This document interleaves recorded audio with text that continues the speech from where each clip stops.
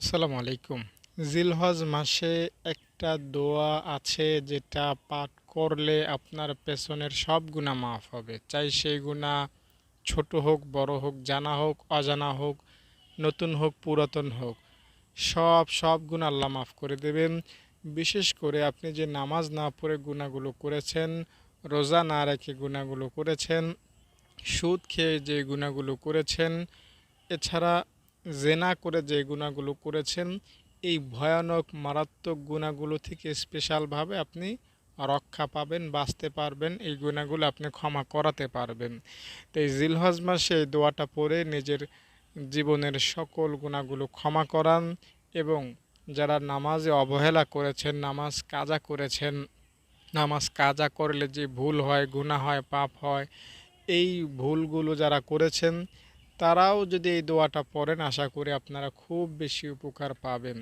আপনার ৩০-৪০ বছরের কাজা নামাজের যে গুনাহ সেগুলো মাফ হবে, আপনার গুনাহগুলো ইনশাল্লাহ শেষ হয়ে যাবে, নামাজগুলো আদায় হয়ে যাবে ক্ষমা চাওয়ার মাধ্যমে। দেখুন রব্বে কারিম মহান আল্লাহ তাআলা পবিত্র কোরআনে আমাদেরকে স্পেশালভাবে বলেছেন, লা তাকনাতু মির রহমাতিল্লাহ, বান্দা আমি আল্লাহ তাআলা দয়ার সাগর, তুমি কত বড় গুনাহ করেছো, কোনো ব্যাপার না, আমার কাছে মাপ চাও। তাই আপনি যদি মাপ চাইতে পারেন আল্লাহ আপনাকে মাফ করবেন। আর সেটা যদি হয় এই জিলহজ মাসে, তাহলে তো আর কোনো কথাই নাই। রব আপনাকে স্পেশালভাবে, ভিআইপিভাবে আপনাকে ক্ষমা করবেন, নাজাত দিবেন, সকল প্রকার গুনাহ থেকে রক্ষা করবেন। দর্শক, রাসূল সাল্লাল্লাহু আলাইহি সাল্লাম কিছু কিছু আমল আমাদেরকে দৃঢ়তার সহিত, আমাদেরকে খুব বেশি দৃঢ় বিশ্বাসের সহিত বলেছেন যে আমলগুলো করলে কোনো সংশয়, কোনো অস্পষ্টতা, কোনো দুর্বলতা নাই যে জান্নাত পাবো। জান্নাত পাওয়ার পথে কোনো কিছু বাধা হয়ে দাঁড়াতে পারবে না।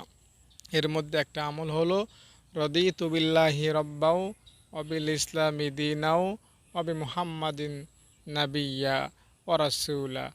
এই দোয়াটা যদি আপনি নিয়মিত পড়তে পারেন, তো নবীজির হাদিস অনুযায়ী আপনাকে আমি সান্ত্বনার বাণী শোনাচ্ছি না, বরং গ্যারান্টি দিচ্ছি আপনাকে আল্লাহ তাআলা জান্নাত দিয়েই ছাড়বেন, জাহান্নাম থেকে রক্ষা করবেন। আপনি পেছনে কি করলেন, আপনার ব্যাকগ্রাউন্ড কি, কোনো ব্যাপার না। একজন মানুষ যদি সুস্থ হয়, একজন মানুষ যদি বাহ্যিক দিক থেকে খুব ফিটফাট হয়, ভেতরে যদি তার কিডনি ড্যামেজও থাকে, তার যদি ফুসফুসে ক্যান্সারও হয়, তার যদি ব্লাড ক্যান্সারও হয়, যদি বাহ্যিক রূপটা ভালো হয়, মানুষ কিন্তু তাকে সম্মান করবে, তাকে শ্রদ্ধা করবে, তাকে তার প্রাপ্য বুঝিয়ে দিবে।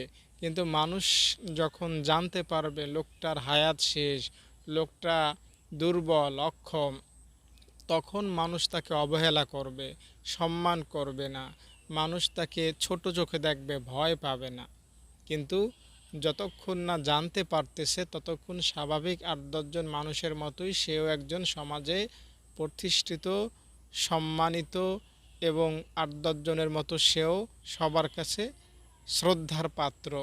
তো এই কথাটা আমি জাস্ট এটা বোঝানোর জন্য বলছি যে আপনি যদি দোয়াটা পড়েন, তাহলে আপনার ভেতরটা যেমনই হোক, আপনার ৬০-৭০ বছরের পেছনের আমল যেমনই হোক, আল্লাহ তাআলা আপনাকে ৮-১০ জন ব্যক্তির মতো, ৮-১০ জন অলি আউলিয়ার মতো করে আপনাকে দেখবেন, আপনাকে আরও তার যে বান্দা আছে ৮-১০ জন প্রিয় বান্দাদের মতো করে আপনাকে দেখবেন, আপনাকে জান্নাত দিয়ে দেবেন। দর্শক, রবের কাছে বিস্তারিত, রবের কাছে পরিপূর্ণ হিসাব দিয়ে কেউ জান্নাতে যাওয়ার ক্ষমতা রাখে না, বিষয়টা মাথায় রাখবেন। মানে আপনার হায়াত যদি হয় ৭০ বছর, আপনি আপনার ৭০ বছর হিসাব দিবেন, আল্লাহ তাআলাকে বলবেন যে আমি এটা করেছি, ওটা করি নাই, তোমার এই হুকুম মেনেছি, ওইটা মানি নাই। তো এভাবে হিসাব দিয়ে দিয়ে আপনি জান্নাতে যাবেন, এটা কোনোভাবেই সম্ভব না। রব মহান আল্লাহ তাআলা যাকে ক্ষমা করবেন তার থেকে হিসাব নেবেন না। এই দোয়াটা যদি আপনি পড়েন, আল্লাহ আপনাকে জান্নাত দিবেনই, হিসাব নেবেন না ইনশাআল্লাহ। রব খুব খুশি হয়ে যাবেন।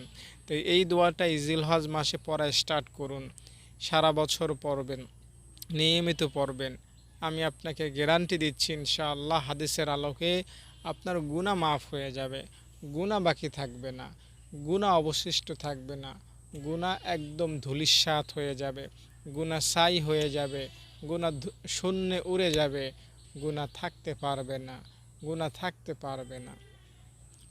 বিশাল লাকড়ি স্তূপের মধ্যে যদি আগুন লেগে যায়, লাকড়ি স্থায়ী হয় না, শেষ হয়ে যায়। জমিনের উপরে যদি লাগাতার দিনের পর দিন বর্ষণ হয়, বৃষ্টি, তাহলে জমিন শক্ত থাকতে পারে না, নরম হয়ে যায়, পা দিলে পা গেড়ে যায়। তো এই দোয়াটাও যদি আপনি পড়েন, আপনার আমল নামার গুনাহ শক্ত থাকতে পারবে না, শেষ হয়ে যাবে। আপনার আমল নামার গুনাহ স্থির থাকতে পারবে না, এটা ধ্বংস হয়ে যাবে, গুনাহগুলো ছাই হয়ে শূন্যে উড়ে যাবে। রব মহান আল্লাহ তাআলা আপনার গুনাহ একদম শেষ করে দেবেন যদি আপনি এই দোয়াটা পড়তে পারেন। তাই জিলহজ মাসকে সম্মান করুন, জিলহজ মাসকে সম্মান করে এই দোয়াটা পড়ুন। রব মহান আল্লাহ তাআলা তার বান্দাদেরকে ক্ষমা করতে চান, তিনি সামান্য উসিলা দিয়ে ক্ষমা করেন। রবের কাছে সামান্য বাহানাও যদি আপনি দেখাতে পারেন, রব আপনাকে ক্ষমা করে দিবেন। তাই এই জিলহজ মাসে আপনি ক্ষমা চান, এই দোয়াটা বিশেষভাবে পড়বেন। আর লা ইলাহা ইল্লাল্লাহ, সুবহানাল্লাহ, আল্লাহু আকবার, আল্লাহু আকবার, এই তাসবিহগুলো বেশি বেশি পড়বেন। এভাবে পড়তে পারেন ছন্দে মিলিয়ে, সুবহানাল্লাহি ওয়ালহামদুলিল্লাহি ওয়ালা ইলাহা ইল্লাল্লাহু আল্লাহু আকবার। এই তাসবিহগুলো যদি আপনি পড়তে পারেন জিলহজ মাসে, তাহলেও আপনার গুনাহ মাফ হবে, গুনাহ বাকি থাকবে না, চাই সেই গুনাহ ছোট হোক কিংবা বড় হোক। আর একটা আমল আপনাকে বলি, আপনি যদি 4 রাকাত সালাতুত তাসবিহ নামাজ পড়তে পারেন, নবীজির হাদিস অনুযায়ী আপনার ছোট গুনাহ বড় গুনাহ মাফ হবে, জানা গুনাহ অজানা গুনাহ মাফ হবে, নতুন গুনাহ পুরাতন গুনাহ মাফ হবে, ইচ্ছায় করা গুনাহ অনিচ্ছায় করা গুনাহ মাফ হবে, সব গুনাহ মাফ হবে। 2024 সালে যে গুনাহগুলো করেছেন সেটা মাফ হবে, 2005 সালে যে গুনাহগুলো করেছিলেন সেই গুনাহগুলো মাফ হয়ে যাবে। কি করলে? 4 রাকাত সালাতুত তাসবিহ নামাজ পড়লে। আপনি যদি 4 রাকাত সালাতুত তাসবিহ নামাজ পড়তে পারেন, তাওবার নিয়তে, গুনাহ মাফের নিয়ত করে, তাহলে আপনার সারা জীবনের জানা অজানা সব গুনাহ মাফ হয়ে যাবে। আপনি জিনা করেছেন, মাফ হয়ে যাবে। আপনি সুদ খেয়েছেন, কোনো ব্যাপার না, আপনি তো আল্লাহ তাআলার বান্দা, আল্লাহ তাআলা তার বান্দাদেরকে ক্ষমা করতে চান। সামান্য উসিলা যদি আল্লাহ তাআলাকে দেখাতে পারেন, আল্লাহ আপনাকে ক্ষমা করবেন, আল্লাহ আপনাকে ক্ষমা করবেন। দেখুন, সবচেয়ে সস্তা সবচেয়ে সহজ জিনিস হলো ক্ষমা কেনা। ক্ষমা কেনা বা ক্ষমা পাওয়া। ক্ষমা আল্লাহ তাআলার কাছ থেকে কেনা যায় না, আমি সহজে বোঝানোর জন্য বললাম। আপনি আল্লাহরটা খান, আল্লাহর জমিনে ঘুরে বেড়ান, আল্লাহর নাফরমানি করবেন, তো এটা স্বাভাবিকভাবে খুবই চরম অন্যায়। কিন্তু আল্লাহ তাআলার রহমতের দৃষ্টিকোণ থেকে বলতে গেলে বলা যায় যে আল্লাহ তাআলার কাছে এগুলো কোনো ব্যাপার না, আপনি মাপ চাইলেই মাপ পেয়ে যাবেন। ক্ষমা পাওয়া দুনিয়ার বুকে সবচেয়ে সস্তা জিনিস। আমি যদি বলি, ভাই আমাকে একটা চকলেট খাওয়ান, আপনার পকেটে যদি টাকা নাও থাকে, আপনি কিন্তু আমাকে কি করবেন না, নিরাশ করবেন না, বলবেন হুজুর মানুষ একটা চকলেটই চাইছেন, একটু অপেক্ষা করেন, দেখি আমার পকেটে তো এখন টাকা নাই, দেখি একটু ম্যানেজ করে দিতে পারি কি না। তো আমি বিশ্বাস করি একটা চকলেট যদি আমি 100 মানুষের কাছে চাই, 100 মানুষ আমাকে চকলেট খাওয়াবে। কোনো মানুষ আমাকে বলবে না যে না তোমাকে আমি চকলেট দিতে পারবো না। হয়তো সকালে না দিতে পারলে বিকালে দিবে, বিকালে না দিতে পারলে পরের দিন দিবে। 100 কেন, 1000 মানুষের কাছেও যদি চাই, সমাজের একদম কিপটা মানুষের কাছেও যদি চাই, সেও আমাকে একটা চকলেট খাওয়াবে। চকলেট কেনার সামর্থ্য তারও আছে, ঠিক না? সবারই একটা চকলেট কেনার সামর্থ্য আছে। দোস্ত, চকলেটের কথা কেন বলছি? চকলেট কেনার সামর্থ্য সবার আছে, আর ক্ষমা পাওয়ার সামর্থ্য এটাও সবার আছে। একটা চকলেট কেনা যতটা সহজ, একটা চকলেট পাওয়া যতটা সস্তা, গুনাহ মাফ পাওয়া তার চাইতে আরও বেশি সস্তা। একটা চকলেটের চাইতে, একটা চকলেটের মূল্যের চাইতে গুনাহ মাফ পাওয়া আরও বেশি সহজ, আরও বেশি সস্তা। কিভাবে বলবো? অনেক সস্তা গুনাহ মাফ পাওয়া, অনেক সস্তা। দেখুন, গুনাহ করতে করতে করতে করতে করতে করতে আপনার এখানে ক্যান্সার হয়ে গেছে, মানে গুনাহের ক্যান্সার, একদম ময়লা স্তূপ হয়ে আছে। গুনাহ তো ময়লা জিনিস, এইখানে গুনাহের পাহাড় জমে আছে। তো আপনি মনে করেন সমাজের মানুষ যেখানে ময়লা ফেলে, দেখা যায় ঢাকা শহর কোথাও কোথাও ময়লার স্তূপ পড়ে আছে, বছরের পর বছর মানুষ সেখানে ময়লা ফেলতে অভ্যস্ত। তো বিভিন্ন ভালো মন্দ বিভিন্ন ময়লা মিলে ময়লার স্তূপ হয়ে আছে। তো এই ময়লাগুলো পরিষ্কার করতে আপনার অনেক সময় লাগবে। আপনি একা মানুষ সব মানুষের ময়লাগুলো পরিষ্কার করতে যদি চান, আপনার বছর সময় লেগে যাবে। এরকম বড় বড় স্তূপ আছে। তো ওই রকমের ময়লার স্তূপের চাইতে বড় স্তূপ আপনার এখানে জমে আছে, জমে আছে।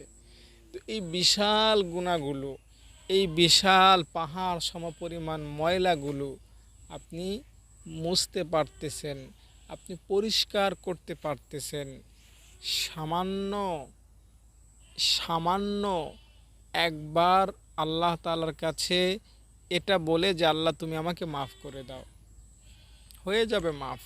আল্লাহ মাফ করে দেবেন। ক্ষমা পাওয়া অনেক সহজ জিনিস, অনেক সহজ জিনিস।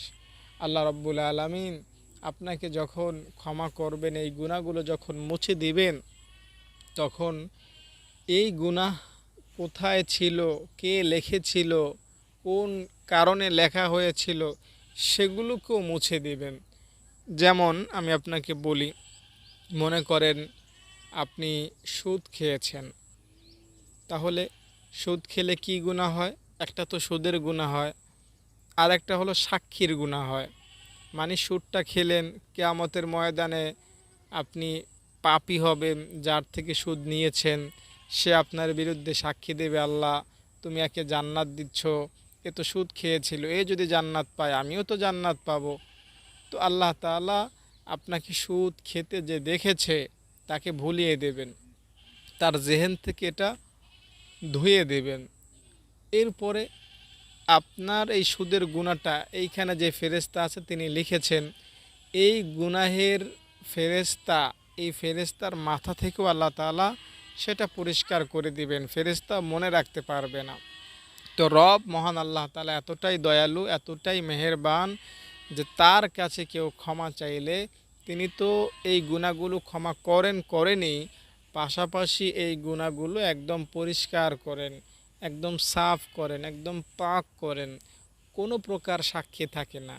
ভাই শোনেন, দুনিয়াতে কোনো মামলায় যদি আপনি পড়েন, তাহলে মিথ্যা বা সত্য যে কোনো মামলায় আপনি পড়লে কোনো একটা দিন আপনি খালাস পেলেন, মুক্তি পেলেন, জজ সাহেব আপনাকে নাজাত দিয়ে দিল, মুক্তি দিয়ে দিল, মামলা থেকে আপনাকে রেহাই দিয়ে দিল, কিন্তু জজ সাহেবের খাতার থেকে আপনার নামটা কিন্তু মুক্ত হবে না। আপনার নামটা তার ফাইলে যতদিন সরকার থাকবে ততদিন লিখা থাকবে, যতদিন আদালত থাকবে ততদিন কলম দ্বারা সেটা লিখিত থাকবে যে অমুকের ছেলে অমুক অমুক দুর্নীতির অভিযোগে বা অমুক খারাপ কাজের অভিযোগে মামলা খেয়েছিল এবং এতদিন শাস্তি হয়েছিল, এই জন্য তাকে মামলা দেওয়া হয়েছিল। আপনি শাস্তি যদি পাওয়ার উপযুক্ত হন তবুও এটা লিখে থাকবে, আর মিথ্যা মামলায় পড়লেও এটা লিখে থাকবে। কিন্তু রবের কি দয়া দেখুন, রবের কাছে আপনি আসলেই একজন আসামি, আসলেই আপনি অপরাধ করেছেন, নামাজ পড়েন নাই, এটা অপরাধ নয় কি? রোজা রাখেন নাই, এটা একটা মামলা নয় কি? আপনি জেনা করেছেন, এটা বড় মামলা নয় কি? অনেক বড় মামলা। তো এই মামলার গুনাহগুলো আল্লাহ তাআলা মাফ করেন, এবং যেখানে লেখা ছিল সেই লেখাও আল্লাহ তাআলা পরিষ্কার করেন, এবং যে লিখেছিল ফেরেশতা, ওই ফেরেশতার মাথা থেকেও আল্লাহ তাআলা সেটা সরিয়ে দেন। তো রব মহান আল্লাহ তাআলা অত্যন্ত দয়ালু। তাই জিলহজ মাসে আপনি আল্লাহ তাআলার কাছে ক্ষমা চান। রব মহান আল্লাহ তাআলা সবসময় ক্ষমা করেন, জিলহজ মাসে একটু বাড়াইয়া ক্ষমা করেন। কারণ আপনাকে আমি বলেছিলাম গত ভিডিওতে যে ইসলামের মূল যে কাজগুলো সব সময় এগুলো একত্রে আপনি পাবেন না। আপনার ঘরে যদি ৫ জন সদস্য থাকে, বাবা, মা, ৩ জন ভাই বোন, তো আপনারা জীবনের তাগিদে কেউ শহরে কেউ বিদেশে এক একজন এক এক জায়গায় ছড়িয়ে ছিটিয়ে বাস করেন। ঈদ আসলে কোনো অনুষ্ঠান আসলে বাড়িতে সবাই একত্র হন। তো ওই সময়টা আপনাদের কাছে খুবই আনন্দ ঘন হয়, ঠিক নয় কি? তো ইসলামের এই আমলগুলো এগুলো ছড়িয়ে ছিটিয়ে থাকে, একত্রে সবসময় আপনি পাবেন না এগুলোকে। শুধুমাত্র কেবলমাত্র এই জিলহজ মাসেই এগুলো একত্র হয়। যেমন কালিমা, এটা আপনি সারা বছরও পড়তে পারবেন, জিলহজ মাসেও পড়তে পারবেন। নামাজ, এটা আপনি সারা বছরও পড়তে পারবেন, জিলহজ মাসেও পড়তে পারবেন। রোজা সারা বছরও আদায় করতে পারেন, রমজানেও, এবং এই জিলহজ মাসে তো স্পেশালভাবে আরাফার দিনের রোজা আছেই। এবং জাকাত, এটাও সারা বছরই আদায় করা যায়, জিলহজ মাসেও আদায় করা যায়। কিন্তু বন্ধু, হজ, এটা সারা বছর আদায় করা যায় না। হজের দেখা মিলে শুধুই মাত্র এই জিলহজ মাসে। তাই এই পাঁচটি আমল শুধু দেখা যায় এই জিলহজ মাসেই একত্রিত হয়। এবং পাশাপাশি আরেকটা বিশেষ গুরুত্বপূর্ণ আমল যেটা শুধুই মাত্র এই জিলহজ মাসে দেখা যায়, সেটা হলো কোরবানি। অন্য কোনো দিন, অন্য কোনো মাসে এটা পাবেন না। তাই এই জিলহজ মাসের গুরুত্ব, শান, মান, ক্ষমতা, মর্যাদা অনেক বেশি। তাই জিলহজকে একটু সম্মান করুন, সম্মান করে আল্লাহ তাআলার কাছে মাপ চান, মহান আল্লাহ আপনাকে মাফ করবেন।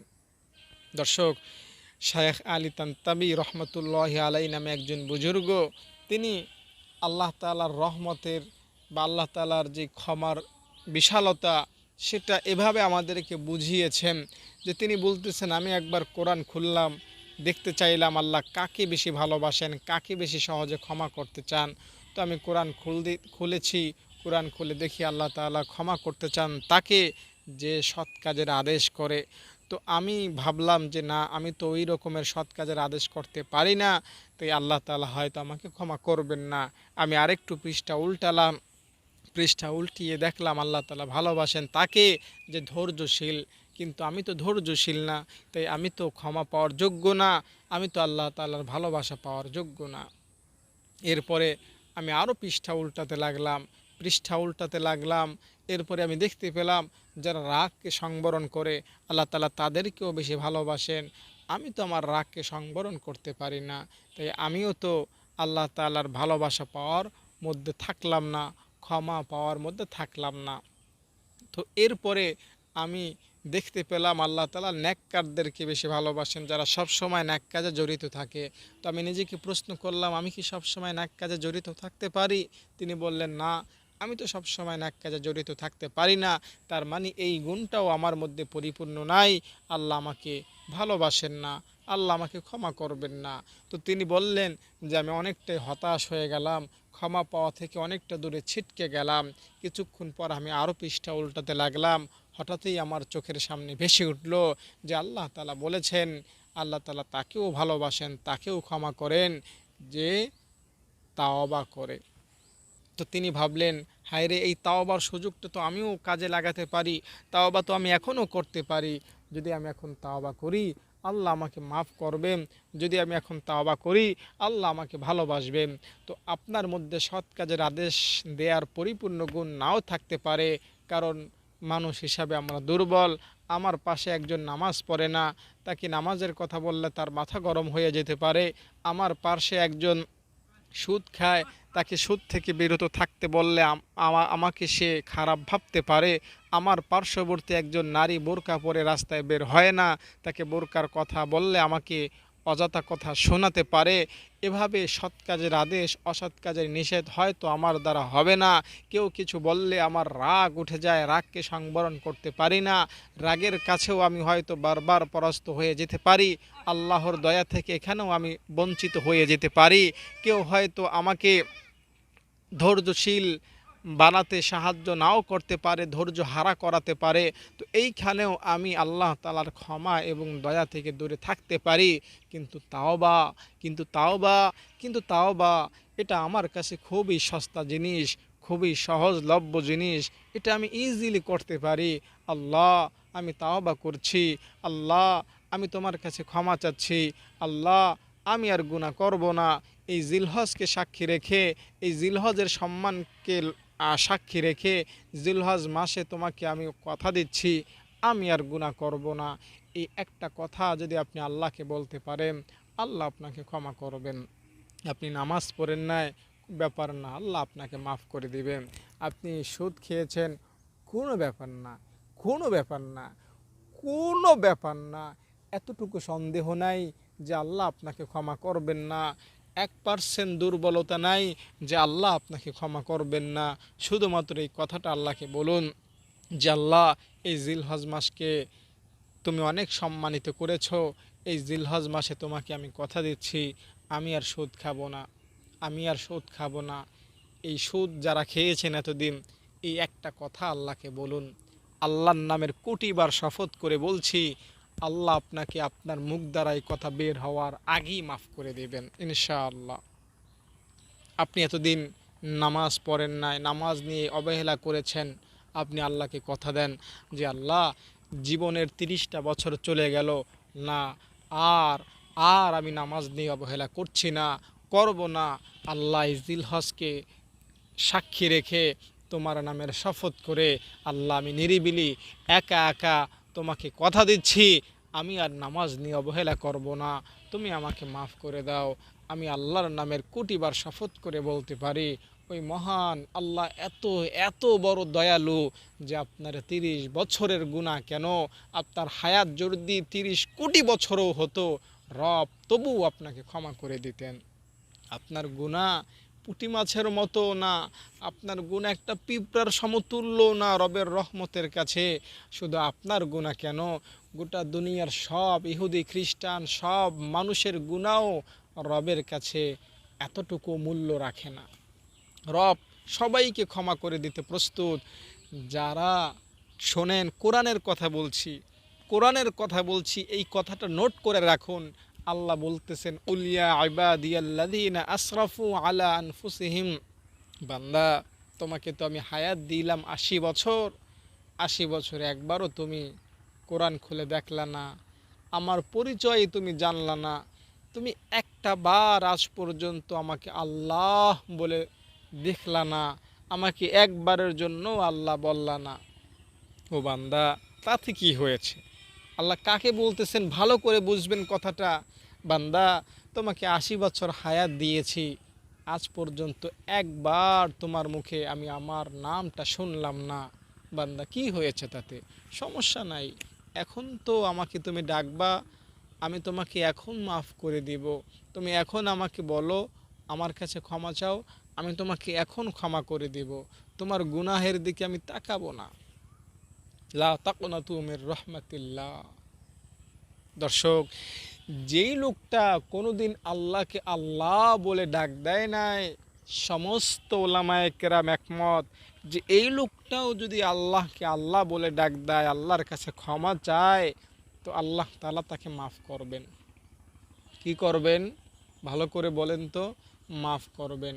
তো আপনি এবার এই কথার সাথে মিলান, যেই লোকটা কোনো দিন একটা বার তার মুখ দ্বারা আল্লাহর নাম বের করলো না, তাকে যদি আল্লাহ ক্ষমা করবেন, এটা সমস্ত ওলামায়ে কেরামের বক্তব্য হয়, তো আপনাকে আল্লাহ তাআলা কেন ক্ষমা করবেন না?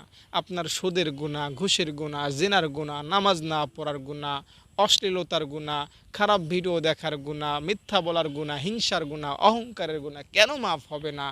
অবশ্যই অবশ্যই আমি চ্যালেঞ্জ করে বলছি ইনশাআল্লাহ, হতাশ হবেন না, ধৈর্য হারা হবেন না, নিরাশ হবেন না।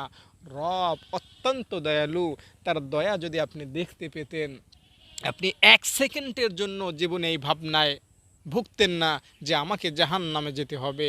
আপনি অবশ্যই এই ভাবনা সব সময় রাখতে পারতেন যে আমি জান্নাতেই যাব, আমি জান্নাতেই যাব, আমি জান্নাতেই যাব। রবের দয়া বিশাল।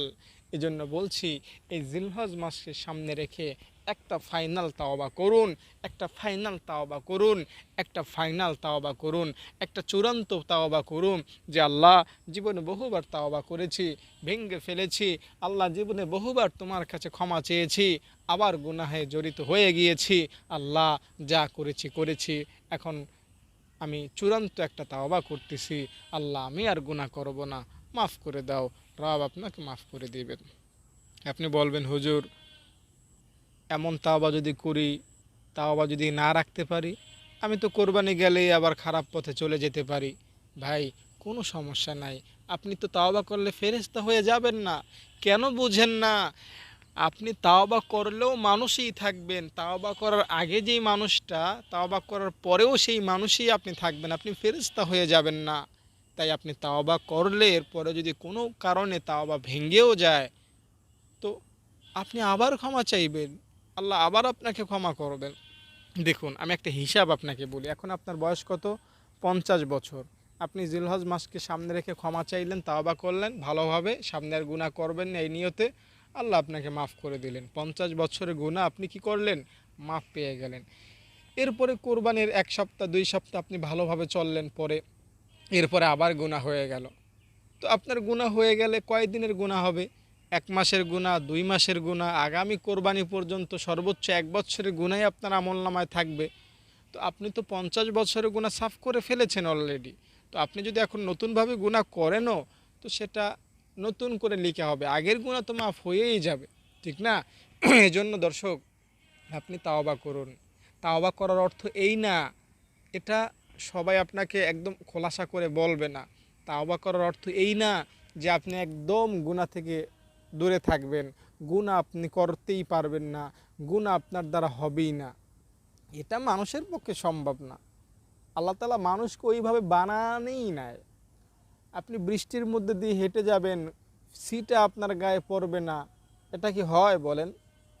আপনি আগুনের পাশ দিয়ে যাবেন, আগুনের তাপ আপনার কাছে আসবে না, এটা কোনোভাবে হয়? হ্যাঁ, সূর্যের প্রখর রৌদ্ররূপ নিচ দিয়ে আপনি হেঁটে যাবেন, সূর্য আপনাকে আদর করবে, এটা কোনোভাবে হয়? হতেই পারে না। রৌদ্রের মধ্য দিয়ে হেঁটে গেলে শরীরের যেমন রৌদ্র লাগবেই, বৃষ্টির নিচ দিয়ে হেঁটে গেলে বৃষ্টির ফোঁটা যেমন শরীরে বিদ্ধ হবেই, ঠিক তেমনি আপনি মানুষ, আপনি একবার তাওবা কেন, লক্ষবার তাওবা করলেও আপনার দ্বারা গুনাহ হবেই। কারণ শয়তান এমন না যে তাওবা করেছে তার থেকে চলে যায়, শয়তান তাকে আরও বেশি ধোঁকা দেয়। তাই এই ভাবনায় থাকবেন না যে আমি যদি তাওবা করি আবার যদি গুনাহ হয়ে যায় তাহলে তো আল্লাহ আমার উপর বেশি রাগ করবেন না। এটা শয়তানে আপনাকে বোঝায়। আল্লাহ রসুল সাল্লাল্লাহু সাল্লাম প্রতিদিন 100 বার তাওবা করতেন। কেমন যেন আমাদেরকে নবীজি এই মেসেজটা দিয়েছেন, উম্মত গুনাহ হয়ে গেলেই তাওবা করবা, গুনাহ হয়ে গেলেই তাওবা করবা। তাই মাপ চান, ক্ষমা চান রবের কাছে, ইনশাল্লাহ রব আপনাকে ক্ষমা করবেন। দর্শক, আমি আপনাকে তাওবা করতে বলছি, তাওবা করার জন্য এই দোয়াটা আপনি পড়বেন, আস্তাগফিরুল্লাহাল্লাযী লা ইলাহা ইল্লা হুয়াল হাইয়ুল কাইয়্যুম ওয়া আতুবু ইলাইহি। এটা আপনি তাওবা করার নিয়তে পড়বেন আর আল্লাহ তাআলাকে নিজের গুনাহের কথা বলবেন। যদি আপনি নেশাখোর হন তাহলে নেশা থেকে দূরে থাকার তাওবা করবেন। যদি আপনি বেপরদায় চলেন, নারী হিসাবে বোরকা না পরে থাকেন, তাহলে আল্লাহ তাআলার কাছে বলবেন, আল্লাহ এতদিন ভুল করেছি, এখন থেকে বোরকা পরে রাস্তায় বের হব, আল্লাহ আপনাকে ক্ষমা করবেন। যদি আপনি এতদিন সুদ খেয়ে থাকেন, আল্লাহকে বলবেন যে না আল্লাহ, যতই অভাব হোক বা যত কিছুই হয়ে যাক, আমি আর সুদ খাবো না। আল্লাহ আপনাকে মাফ করে দিবেন, আল্লাহ আপনাকে মাফ করে দিবেন। রবের ক্ষমা সম্পর্কে আপনি জানুন, আল্লাহ তাআলার রহমত সম্পর্কে আপনি আরও বেশি জ্ঞান অর্জন করুন। দেখবেন ক্ষমা পাওয়া যে কত সহজ সেটা আপনি নিজেই বুঝতে পারবেন। দর্শক, পরিশেষে আমার মাদ্রাসা সম্পর্কে একটা মেসেজ দিয়ে যাই।